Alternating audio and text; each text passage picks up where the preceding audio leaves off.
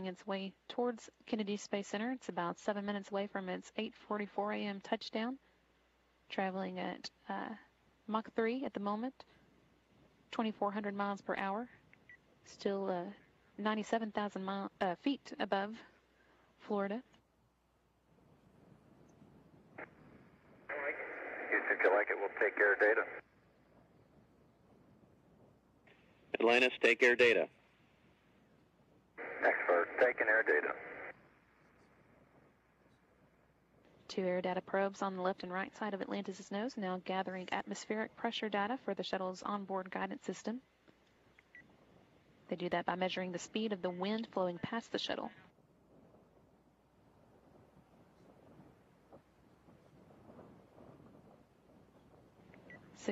Six and a half minutes from Atlantis' touchdown. The shuttle is going 2 times the speed of sound at the moment, and it is currently 86,000 feet above Florida.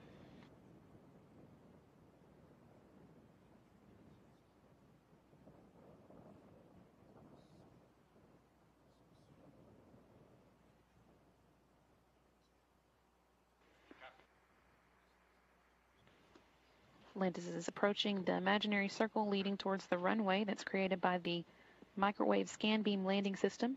That'll allow the commander and pilot to guide the vehicle as it makes its final approach to runway 33 at Kennedy Space Center. Commander will be taking control of the shuttle's steering once its speed is dropped below Mach 1. It's below the speed of sound. Atlantis is currently traveling at 2 times the speed of sound. We actually have the runway in sight now. We'll lose it in a bit. Copy. Couldn't have picked a clearer day.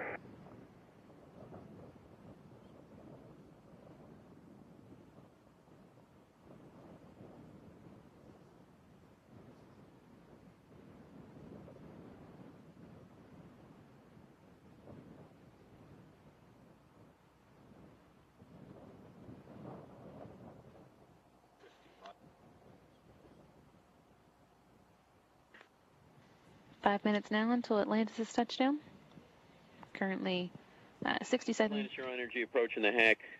No change to the weather. The winds will be all headwind, 12, peak 18. Nominal shoot. Heard, we copy all 12, peak 18, all headwind. Appreciate it.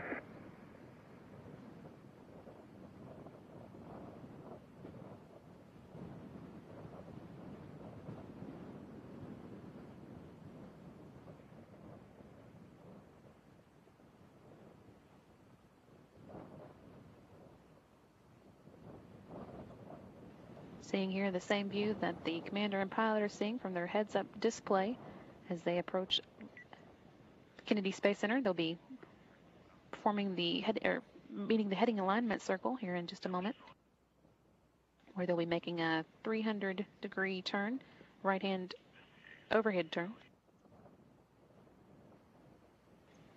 to line up with runway 33. Commander Charlie Hobaugh now flying Space Shuttle Atlantis. Now that the shuttle has reached its subsonic speed, it's going now at a rate of 625 miles per hour. Currently 44,000 feet above the ground. Less than 4 minutes now until Atlantis' touchdown.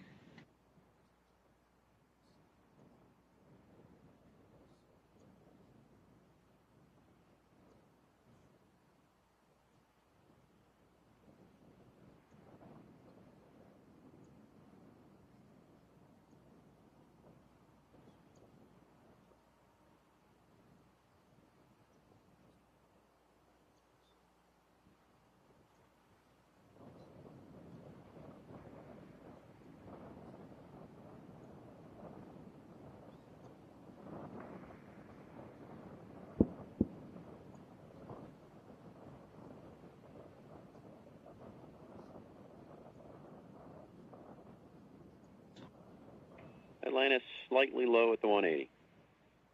We copy. Capcom Chris Ferguson reporting on Atlantis' ground track as it makes its heading alignment circle turn into Kennedy Space Center's runway 33. Shuttle also just announced its arrival at the Space Shuttle landing facility with subsonic booms. Pilot Barry Wilmore now in control of the steering of Space Shuttle Atlantis for a moment. And now back with the commander in charge.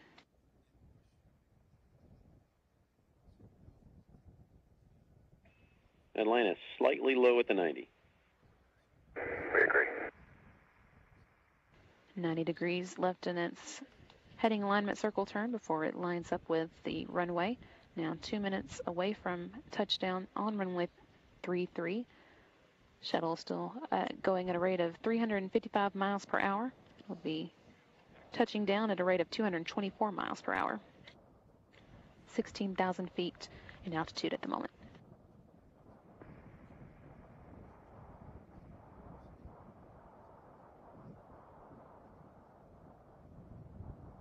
Hey, Houston, we're field to sight. Copy.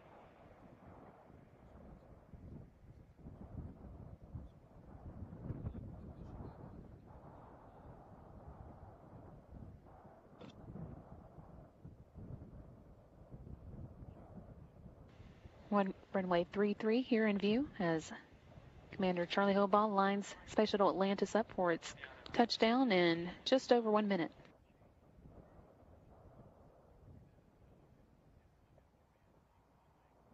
Atlantis' speed 356 miles per hour and 6,700 miles above in altitude.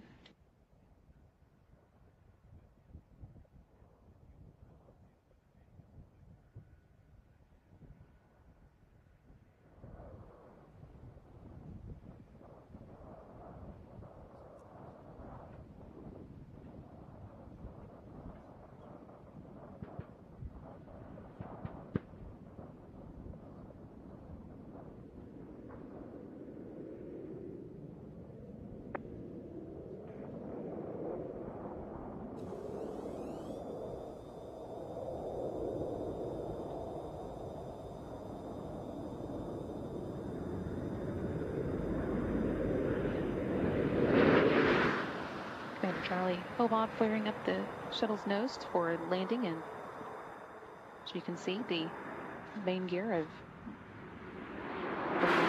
in place. Main gear touchdown. Pilot Barry Wilmore deploying the drag chute.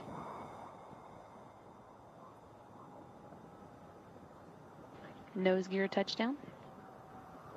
Atlantis now rolling out on runway 33 at Kennedy Space Center, wrapping up a 4,490,138 mile flight to the International Space Station.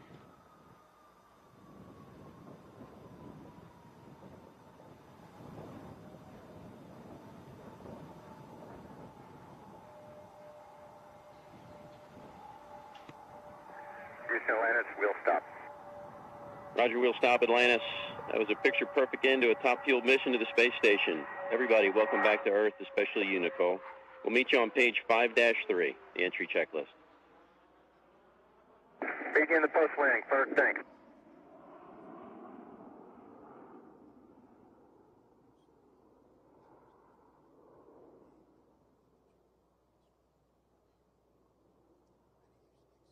That brings to a close the STS-129 mission, the 129th Space Shuttle flight, and the 31st. Shuttle Atlantis, how do you read?